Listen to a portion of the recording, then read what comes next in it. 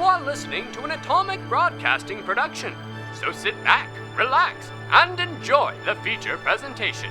And remember, do your part, such as like, comment, rate, and don't forget to tell a friend to tune in for an Atomic Time.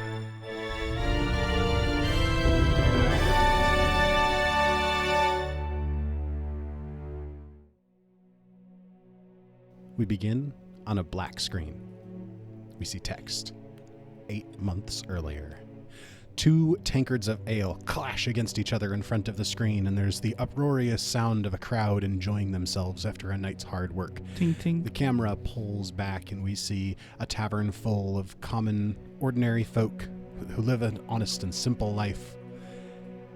The door to the tavern opens, and a blizzarding wind of snow blows in, along with a young woman. Sam, would you like to describe your character? Yes. So you see an armored woman. She stands about 6'2". She's wearing like this full plate and a helmet right now. All of it is adorned in like the regalia of Shaylin, the goddess of love and creation and art.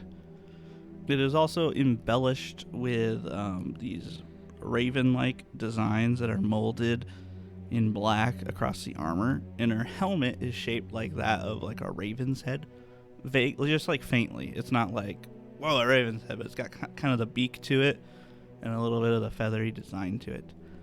But as she gets in and starts maybe looking for a place to sit, she takes off her helmet, and you see her kind of medium-ish, shortish, blonde, curly hair. You see on her face she's got some paint. So what you would call war paint. It's painted in like this black and purple. It's kind of like galaxy-ish looking color scheme to it. Over her right eye is this arc of feathers that go along from like the bottom middle to the right edge of her eye, and they stick out a few inches. Over her left, there's this vague hints with the war paint to like kind of look like her skeletal features are showing. So if you get like a quick glance at her, you might think that part of her face is a skeleton, but you look again, you're like, it's just a couple of little painted spots. So she begins kind of just looking around, get her bearings for a minute. And as she's looking around, kind of just getting her bearings, the proprietor of the establishment, fat, jolly-looking barkeep, is just like, "Hello, can I get you anything?" Oh, I don't think so. You're Stan, correct? I think I'm here to help you with a job. Oh, and he kind of like looks you up and down for a minute, but then kind of takes stock of the armor and all that you're equipped with, and he's like, I do have a job. Why don't you come up to the bar? I'll get you a drink and we can talk it over. Oh, well, I don't really like to drink before I start a job. Walking outside in this blistering cold, you don't want something to warm you up? Oh, I've got plenty that keeps me warm. All right, well, fine. Have it your way. Let's have a seat down over here. And he leads you over to a table that only has one guy at it, but he kind of shoos him off so you can have a conversation there. So, this job, he says as you sit down, it's a bit personal, but I'm going to pay well. I've got 7 gold pieces in it for you. Oh, that sounds great. I'm sure he could use the money. He? Oh, sorry, just a friend of mine who I'm helping, who sent me out here. Right. And he told you about how this isn't the first time this job's been attempted, right? No, I don't think so. He often leaves stuff like that out. Should know. I don't think he told me anything like that. At least I wasn't listening if he did. Right, so here's the rundown. Outside of town, there's an old barrow, said to house one of the great heroes of the past, staved off some world-ending calamity or other. There's a bit of a rivalry amongst the kids in this area. They like to dare each other to, go 5 steps into the barrow, bet you won't do it, that sort of thing. Well, a few years back, my son, Don't know what came over him, but he went in further than any of the other kids ever do, and... well, he didn't come back out again. Oh, I'm sorry to hear that. I appreciate that. Now, what I'm after now is just bringing him back. You know, he's gone, but I'd like to give him a proper burial. I'd hired a few adventurers to go in and do this job before, and well, one of them never came back, and the other two that I tried, they quit halfway through. Said it was too dangerous. They weren't even going to try any further. Oh, that's right, unfortunate. So if you're up to the job, I've got the gold for you. Aye, with the blessings of Pharasma, I'll move in there, and I'll find your boy. Right. Just, don't go dying in there. Oh, I don't intend to. Right. Now, if you're not wanting a drink, I'm gonna get one for myself. Aye, you should do that. I'll be back not too much longer. Right. You're going tonight? May as well, right? Early bird. Well, that's not a good phrase to use at the moment.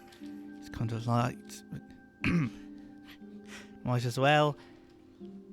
I don't got anything else to do. Right, well. Unless there's creatures in there that are weak to sunlight, but I wouldn't right know. I don't imagine inside a barrow it would really matter. So, I'm feeling well rested and blessed, so I feel right in my head to go on out there and deal with this. Well then, you take care of yourself. Aye, you as well. May you be blessed tonight with the blessings of Shaylin and Pharasma to have peace and joy. You some kind of a priest? Some kind. I'm a Shaylinite by choice, and a Pharasmite by order. Right, well, may your gods be with you then. Thank you. And then she'll hop up, and she'll make her way outside. And as you step back out into the blistering cold and the wind blustering by, a small figure just like pokes its head up out of the woodpile outside of the door. And he's like, "Well, did you get the job?" Aye, I've got the job. I'm on my way there right now. All right, ready? Okay, I'm ready. and this small figure that's just like this misshapen form just pulls itself out of the woodpile. He is about 3 feet tall. His head is mostly just one big eye. His arms and legs are various length, and one of them is like short and useless. The other one's just like super long and gangly. He's covered in like patchwork, baggy, misshapen robes, and his skin is all like dark, almost like burnt, but has like a glisten to it as if it might be kind of Mufasa. You're gonna poke your eye out, Cornelius. Right. It's cold out. Do we have to go tonight? I'd rather get this going now. I mean, why wait?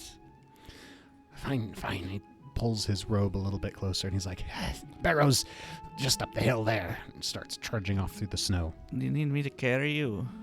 No, save your strength. All right. Off we go. We'll play us a tune. And she pulls out her little travel drums and starts drumming along as they move off. And the sound is almost swallowed up in the wind of the night, but you can still, hear the drums, and it gives you a bit of inspiration, a bit of courage. Not enough to give a mechanical effect.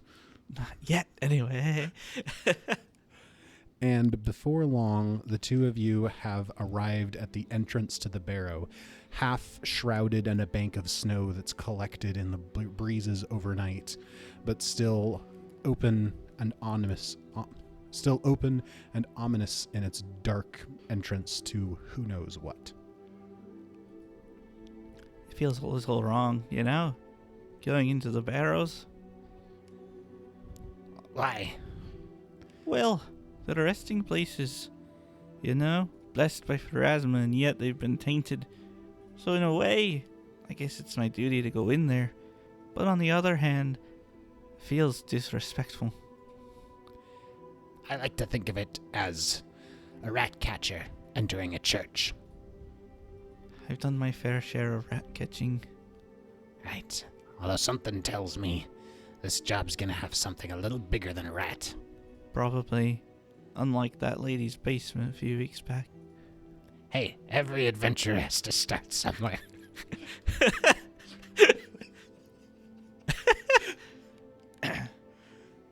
Well, ladies first. Ah, ever the gentleman, Cornelius. I jest, he says, but he follows you in. So as she steps into the barrows, which I assume are very dark, Pitch dark. through the helmet she's wearing, you can see this little, like, yellowy glow coming from around her eyes. And she seems to be looking around as if she can see everything in the darkness. Cornelius is moving a few steps behind as though he can see very little in the darkness. Do you need a torch, Cornelius? If you think it wouldn't be too risky. Well, I might need my hands. Can you hold it? Oh, of course. And he rumbles. He feels around in his robe and Rummages. He rummages around in his robe, and he pulls out a torch that's almost as long as he is tall, somehow, from his robes, and begins working on getting it lit. Like this. And she starts a fire, like, immediately and lights the torch. Of course, yes. Quite a talent of yours you have there.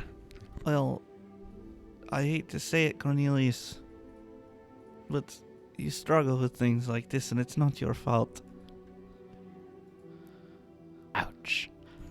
I'm sorry. I just pointing it out, I guess. Well, That's why I like to help if I can. and I appreciate it. It's just sometimes we old men like to do things for ourselves. Oh, right. The old part. I'm pretty old. That's right. How old are you? Pretty old. Okay, that's what I thought you'd say. So, you don't know which way we're going, do you? I would imagine it's probably in the deepest, darkest, scariest part. Does it always have to be? Well, it's the part nobody ever comes back from. Well, alright then. Let's go on then. I think this way. She'll start heading to the left. So, using your dark vision and the light cast from Cornelius's torch, you can kind of see that the road branches off. Well, the barrow kind of branches off, and it seems to be a little bit more grandiose than you might have expected for a barrow in a small town like this. It's like multiple chambers. There's coffins and crypts in the walls here and there. It almost seems like there was a group that was buried here and not just a single person or a single family. And it seems like they might all have been interred around the same time. But as you'd mentioned, you do kind of branch off and you take the leftward path deeper into the barrows and shortly come into a small atrium. Cornelius, do you know anything about the barrows and who's buried here?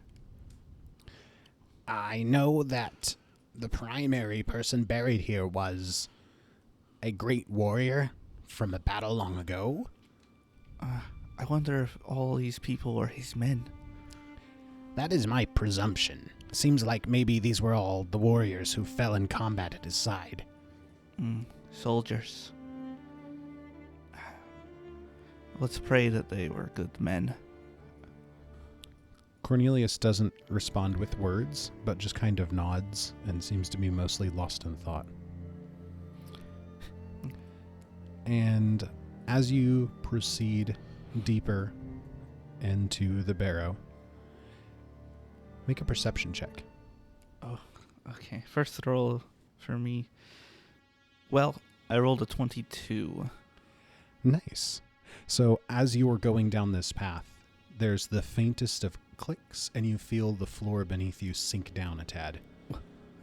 Take a step to the side and back. And you do so just in time for a set of spears to just jab out of the side of the wall and swoosh through the air right where you would have been standing if you hadn't moved. Golly, I wasn't expecting that in a place like this. Cornelius is like, Oh, they must have. There must be something of great importance or value buried with this warrior that they would have trapped this. I mean, they must have been expecting someone to try to come and raid this tomb. She's going to turn and look to where those spears hit, looking to see, like, maybe if the body was there or if someone had died to those spears before, because if kids come in. so the spears, it's one of those traps that's like, video game trap. Is it like it stabs out and then like slowly like ratchets itself back in? Oh, okay. And looking at the spears, you can see it looks like they may have hit things in the past, and there's like some dried blood on one of the shafts of the spears, but there don't seem to be like any bodies in the area. But they're coming back, like, with rope pulling back? Yeah, like it looks like the trap is resetting itself. Can she just, like, cut them so they don't reset? Yeah. So she pulls out her axe and just slinks down at them to keep them from resetting. Nice. So now they're just kind of sitting vaguely halfway out in the hall. All right, Cornelius, maybe hold back a bit just in case something else happens. Right. I'll take up the rear guard. And he stands a few feet behind you.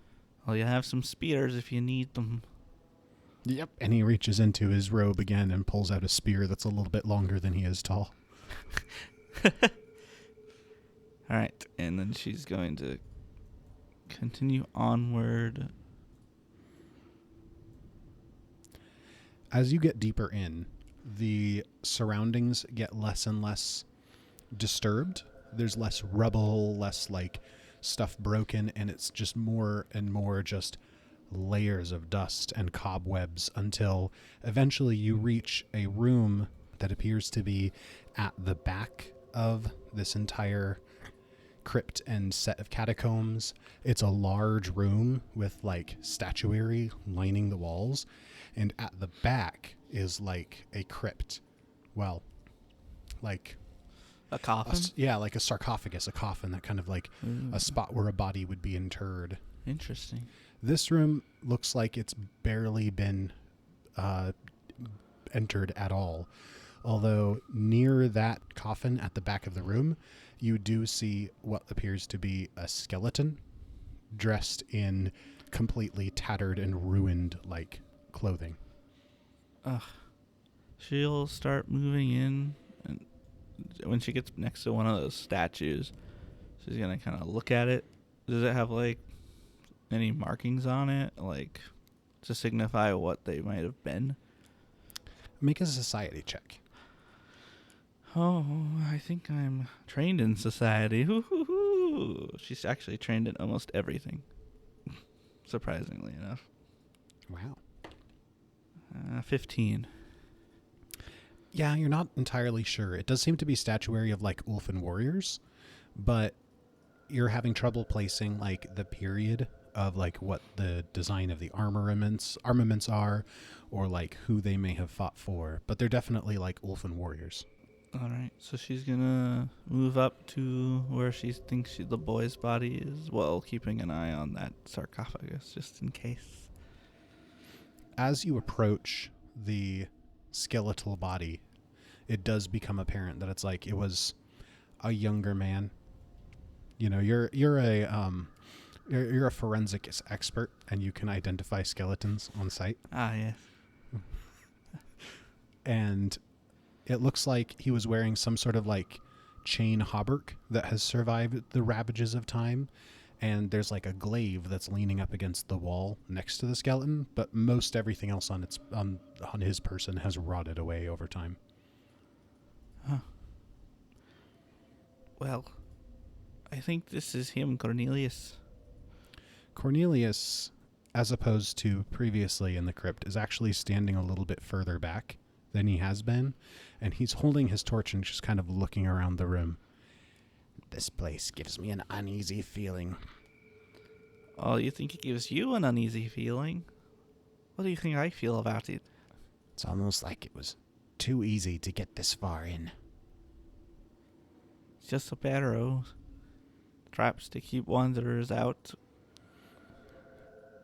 Perhaps let's finish what we need to do and get out quickly. All right. Real quick before I do that, can I look around the room and roll like a religion check for like something related to Pharasma, kind of just to get a vibe check of the place, if that makes sense? Sure. Go ahead and make a religion check. Okay. 26. So, your vibe check, I could use Boneyard lore if that would help. not in this specific instance, I don't think. But your vibe check results in, you feel uneasy, as any person would in this situation. But the vibes that you're getting is that it's like there's something off. There's like a malevolent energy about this place. And you definitely feel like something is watching you. And as you're looking around the room, you notice that surrounding the like coffin area at the back, the dust is much thinner than the rest of the room. Ah, I see. Cornelius, maybe take a few more steps back. Gladly, yes. Yes, of course. I don't want to get too much light on your work. She's gonna pick up like a little rock and toss it at the sarcophagus. And as you do so, there's like this clatter, clatter, and it just echoes through the whole chamber. And after just a heartbeat of a pause, there's the sound of stone grinding on stone as the lid of the sarcophagus moves to the side. Well, I can see why Pharasma wanted me here. And as you remark upon that, this papery thin, just like gaunt figure pulls itself up out of the coffin.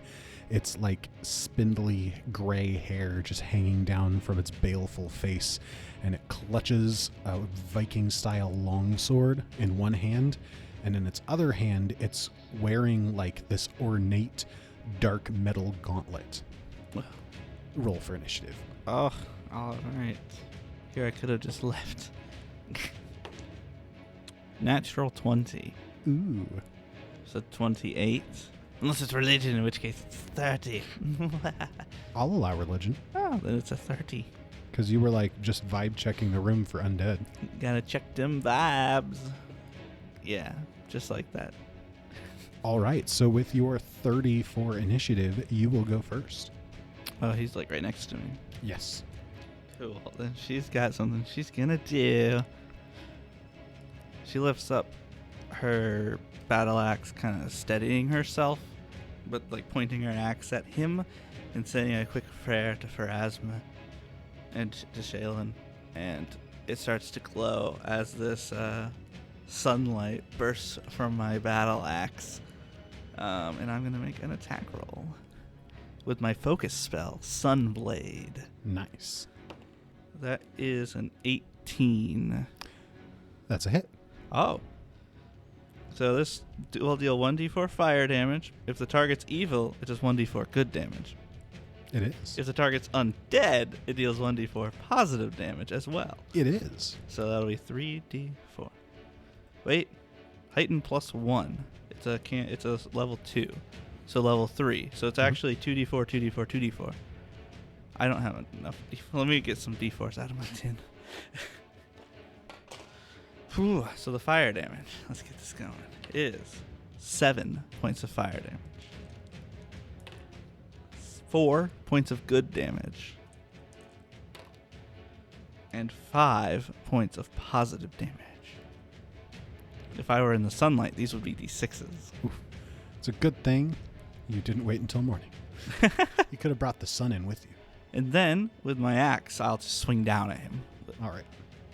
And does that take a multi-attack penalty does from not. Sunblade? Interesting. So, with this natural 1, so she's got that blade and she's feeling really confident. And as she steps forward kind of with her axe, she realizes how much she isn't really confident with fighting with this. And she slips and falls prone. Ooh. And that is the end of her turn. Cornelius, this isn't... sorry, Cornelius. I know you've been working on my footwork. You'll get it next time. Just stay strong and watch out for that sword. He says as this creature just brings its sword down on you. With a 16. That does not hit me. Wow. So he swings down, and I imagine that it like clatters against your axe that you kind of hold up and just like bear it off. And he swings down again for another blow for a 21. That does not hit. That is one below my prone AC.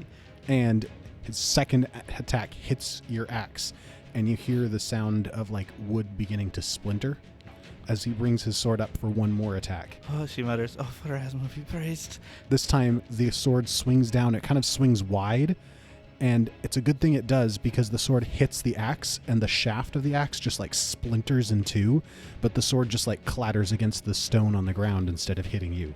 Ah, that was my favorite axe. This creature brings its sword up again, like it's intending to swing again, but before you or the creature have any chance to do anything, there's a blur of movement out of the corner of your eye. It looks like maybe like a bird, and you can't make up your mind if it's like a raven or like a multicolored like songbird or something, but it just like flies like a shot into the room, flutters up against the wall behind you wildly, like like if a bird was like flying at a window and suddenly finds out it's a window, and it knocks the glaive that's leaning on the wall, and it begins to fall in your direction. Oh. Can I just grab it? Yes. So she'll reach out to try and grab it.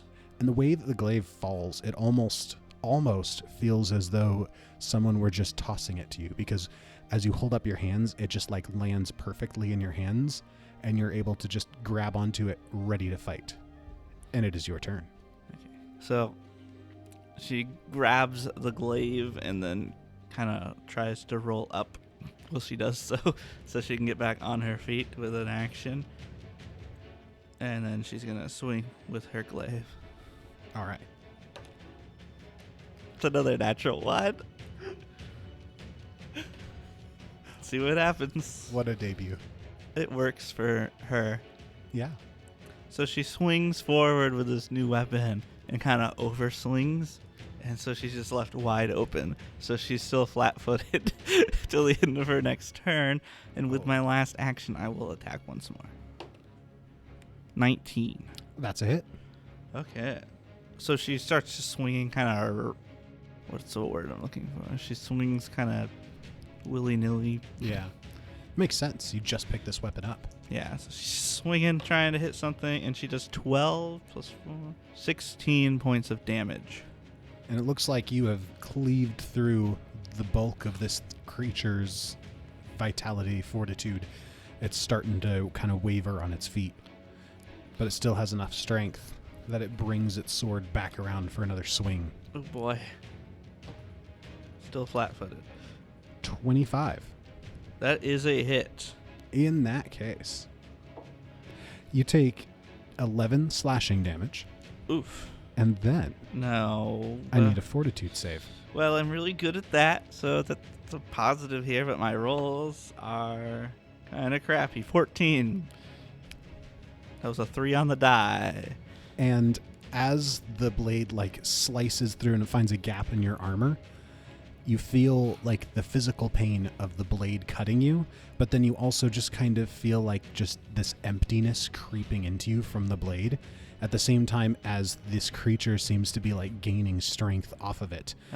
You become drained 1. I don't like that. All right. Drained. I take a constitution penalty. Yes. Like to things such as fortitude saves. That's great. I love it. And then this creature kind of like leans back a little bit, not so much as to like move its space, but just like not aggressively pushing any anymore. And it just starts like intoning just like this. I don't like that. And I'm going to need you to make a will save. A will save? Okay. 24. You succeed, which means just this chilling sound of this creature just like chanting and echoing off of the walls of this chamber. You're frightened 1, but no further penalties. My gosh, quit giving me all these conditions. Cornelius is frightened too. I don't care about Cornelia. Cornelius is like, Kill it, kill it, kill it. and it is your turn. So, as this relic begins to kind of glow faintly, around where her feathers are on her face, the ink kind of starts moving in like small dots, little crackles, and they start coming kind of flowing off of her as they start like forming around the weapon, as these a lot of like little black with like yellow outlined dots start forming, and kind of like they're liquid floating in like a gravityless area. These are called Kirby crackles for the initiated. And she strikes forward with it as all these crackles start flowing off of her. Let's make this cool, shall we? That's an 18. That hits. So she's using an ability she gained from her relic called Divine Retribution, meaning she deals an additional damage die on a hit. And if the target is evil, they will also become enfeebled 1, which I imagine it is enfeebled at this time. It is. So instead of 2d8, she will do 3d8 damage. Which is quite lovely. That's another 16 points of damage, and that was 2 actions for her to do. And then for her last action, she shall... Oh, I'm going to try this. She's going to... Her hand begins having those crackles expand out of her gauntlet, and she reaches out to touch it, and it needs to make a fortitude save. Ooh. DC 19. I got a 12. Ah, sweet. So that will be 3d6 positive damage as she's using lay on hands on the enemy. Nice. So for those of you who don't know at this point, her class is that of the champion, the divine warrior who can pull on some divine spells based on the deities they serve. Woo-hoo-hoo! That's 16 again. It was a 664 on the dice, no bonus. They also take a -2 penalty to AC for 1 round. See, that -2 penalty is not going to be relevant for this guy. Oh? Would you like to describe what it looks like as your character cleaves him with her glaive and then lays on hands to finish this fiend? Yes. As her gauntlet begins to have all those crackles forming off of it, and she reaches out and touches it right in the head and says, "Pharasma's judgment shall come upon ye again." And she just crushes the skull as this like divine light just shines out in almost like a explosive blast. And as that happens, the like malevolent glow in this creature's eye sockets just dims and sputters out, and that ominous feeling of just like a presence just fades as this just shriveled corpse just collapses to the ground, inert and finally at peace. Okay.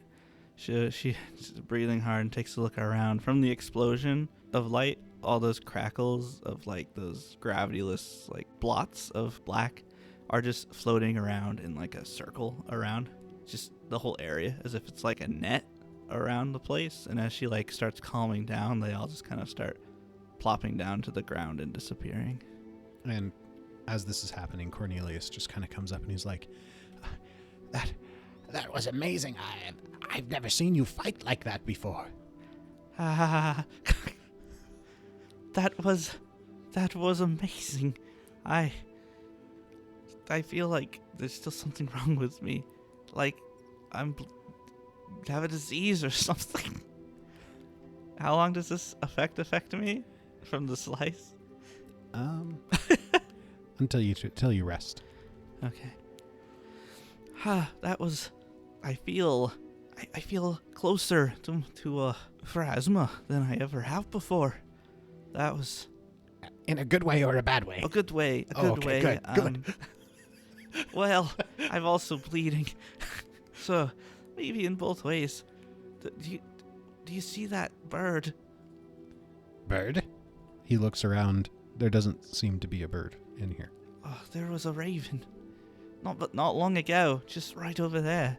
It passed me the glaive.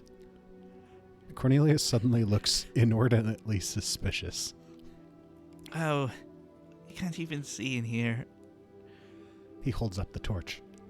What would a bird be doing in here on a blizzarding night? That's a good question, I think, but in the meantime, let me say a rite of burial around this place, and then let's get out of here. I'll gather up the bones while you do. Take care of them, please. You may choose, while you're doing your prayer, you can decline to roll a perception check if you don't feel like you would be paying attention. To what Cornelius is doing. Mm-hmm. I will decline. All right. So just as you're finishing up your prayer, then he comes up with, a bundle wrapped up in, old cloth and stuff, and he's like, I've gathered the remains. All right. Let's get headed back.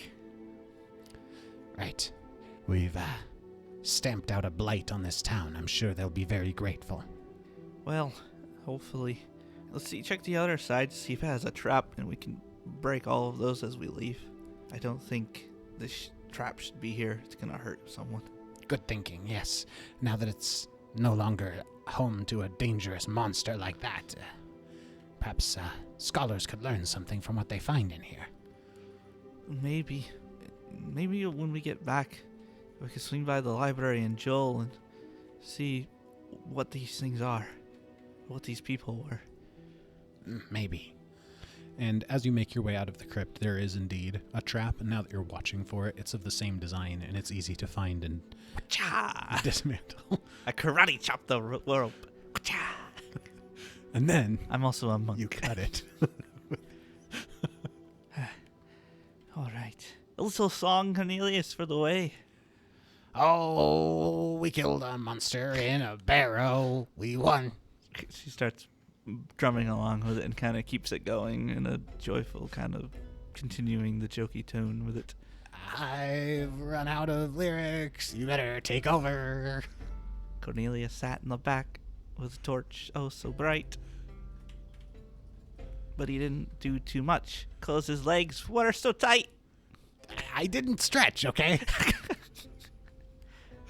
And as the two of you sing your little song and bicker your way out of the crypt, you come back outside into the blizzardy night. And I imagine you probably head back to the tavern and turn in your quest. Yes. Sten, the tavern keep, is appropriately grateful and actually pays you an extra gold piece for getting it done in such a quick and respectful manner. So you've earned yourself 8 gold pieces. Ha. So while she's talking to him, she slides 3 of the gold back. It's like, don't worry, you can just go ahead and keep that. Well, the original job was to pay 5. This extra 3 is for taking on a task that no one else had the guts to do, lass. I don't need the extra. I think you could probably use it more than me.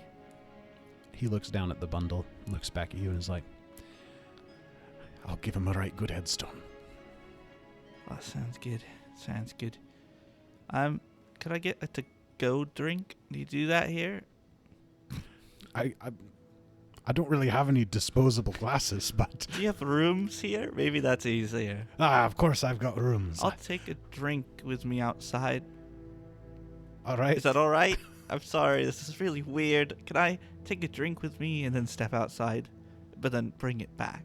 I mean, as long as you bring the glass back. I do need it. Okay, thank you. I'll take a drink, please. What do you want? A fuffle shuffle? Of course. It's the most popular drink in these parts. Yeah, yes, he's a big fan. And he mixes up a fuffle shuffle and hands it to you. Thank you. How much is it for a room?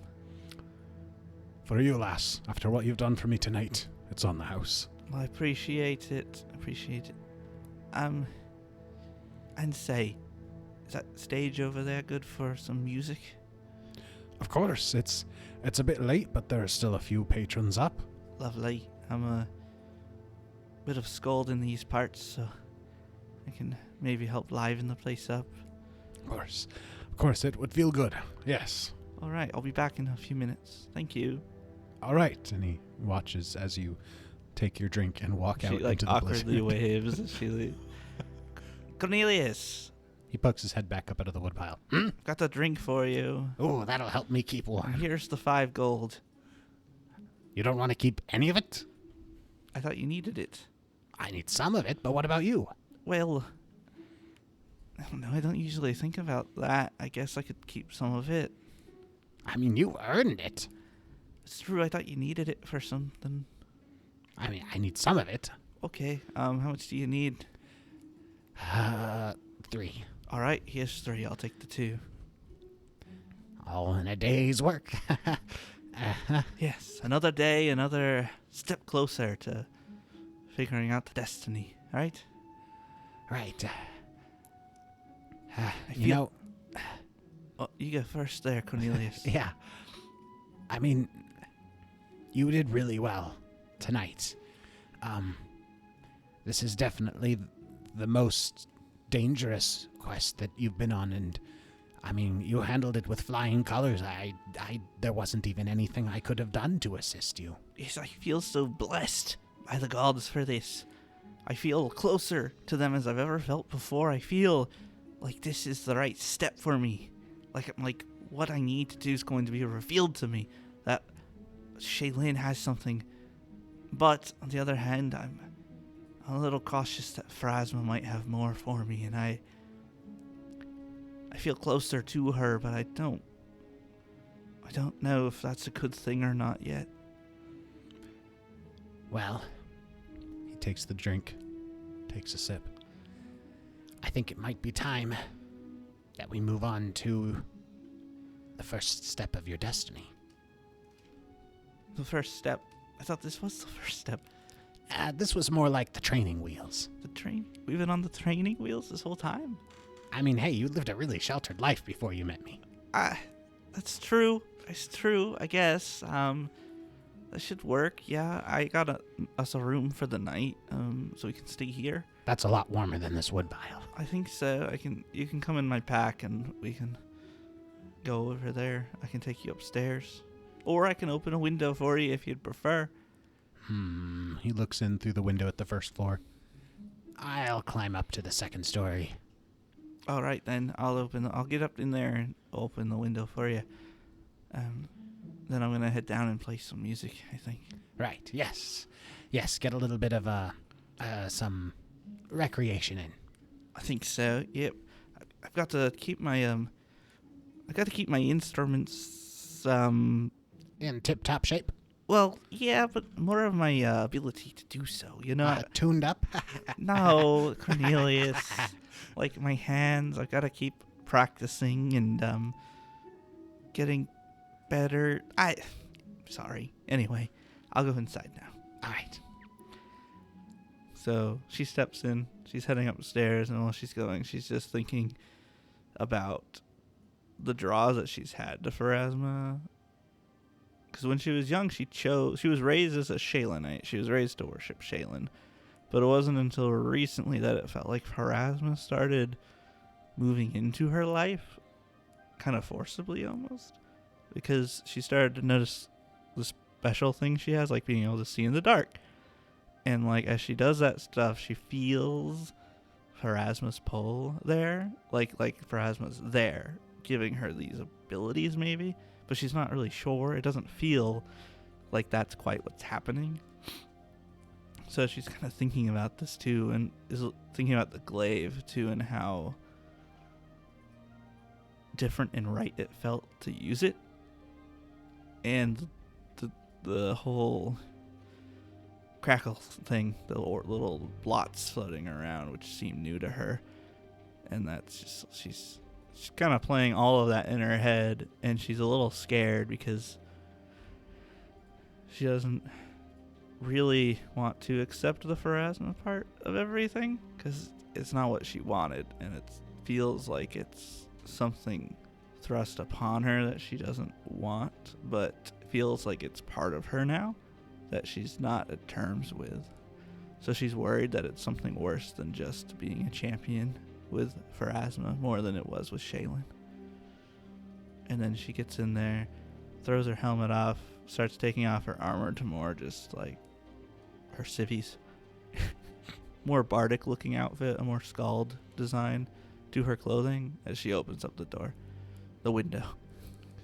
And Cornelius is just like hanging off the windowsill, and he's like, Hey, it took you a little longer than I was expecting. You must be deep in thought. Oh, well, that I am. That's right. I didn't think it really took me that much longer. I think maybe you were a little gung-ho about getting inside. I'm cold. I noticed she starts, like, grabbing his fingers and peeling them off of the window ledge. Come here. Come on inside where it's warm. I've already got the fire going.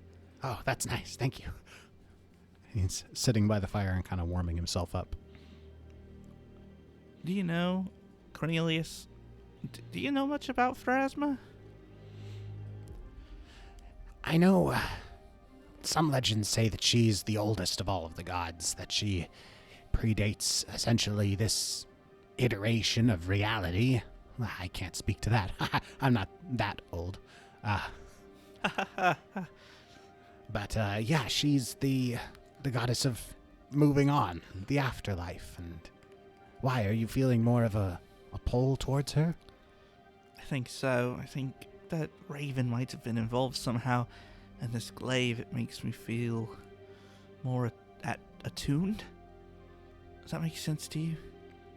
He nods slowly, and he's like, have you ever thought that maybe your mission in life was to help Pharasma with those who don't want to move on? Maybe that's it. I mean, I did just do that. Maybe, I think. And this Pharasma thing, this connection I have with her, I almost feel it like it's in my blood. You know? Especially when I grab that glaive. It feels like it's a part of me. Like all this is a part of me since I was a wee little lass. But I don't know. I've never felt it before this strongly, and it makes me question everything in my life, actually. It's like it's not just happening to me now, but it's like it's spreading across time. Like it happened to me before.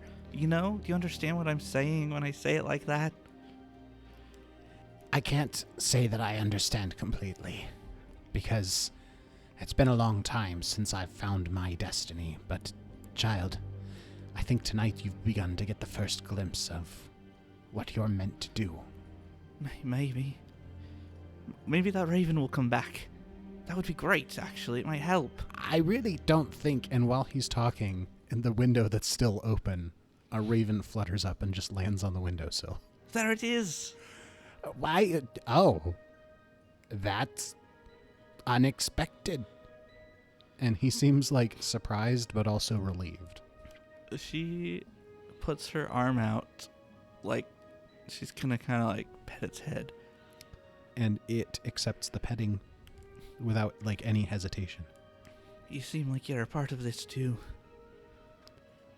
Like a part of me. The raven kind of bobs its head a couple times and then hops and flutters up onto your shoulder.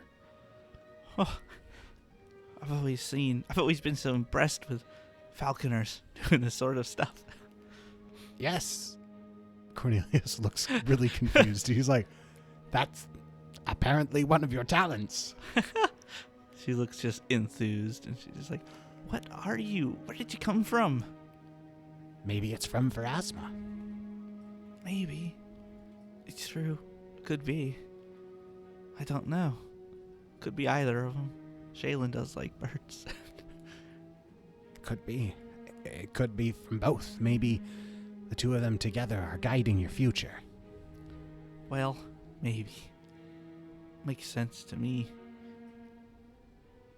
But it makes me a little worried as to what my future is. My past was so bad. Well, I guess it wasn't so bad.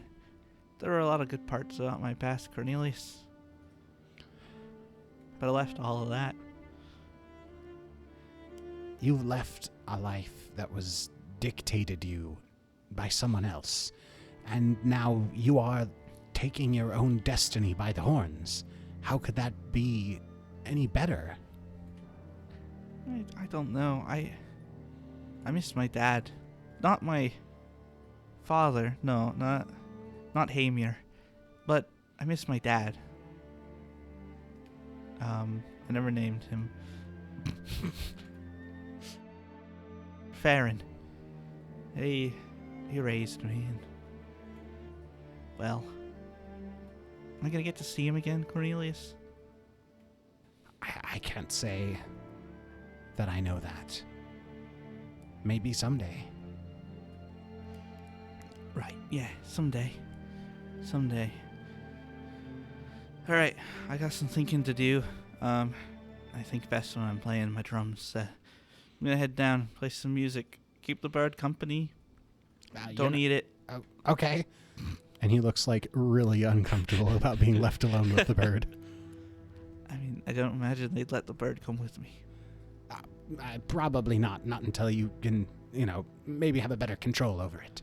Make sure to close the window. Oh, yes. And he jumps up and closes the window. I can't let all the warm air out. And she looks to the fire that's going and then heads downstairs with her drums to get a playing and singing. And as you leave, the camera stays behind. And Cornelius just kind of watches the door for a while and listens until he no longer hears your footfalls. He looks over at the bird, and he's like, "And you keep your little beak to yourself." He reaches into the folds of his robe and pulls out that ornate gauntlet and goes, "This is what I needed."